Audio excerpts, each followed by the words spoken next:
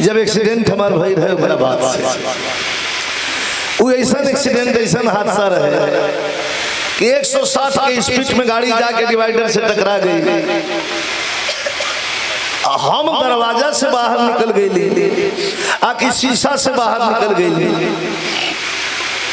कैसे निकल ली आँख मिलाई हमरा कुछ पता ना। आँख खुलल तो हम बाहर माटी पे बैठल पीछ रोड पर ना जहाँ फूल लगावल जाला।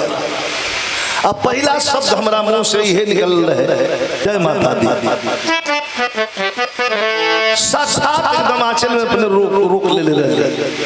तब से हम जाए शुरू कर दिले उनका खातिर निशार गुलाम बाबा।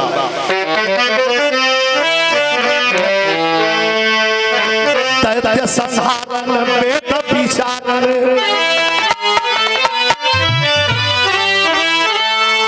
दैत्य संहारन वेद विचारन और दुष्टन को तुम ही करती हो।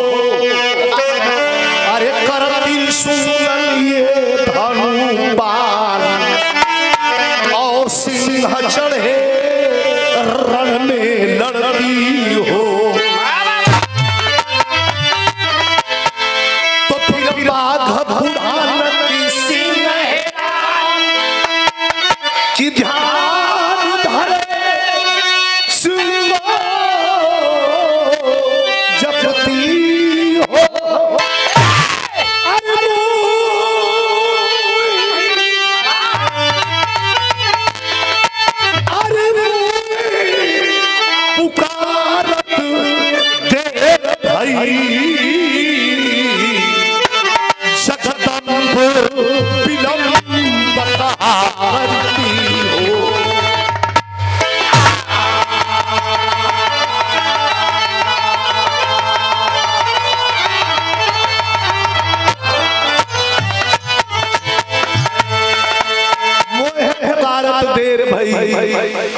जगदम्ब विलंब कहाँ करती हो। पूरा घर डरेला से नीक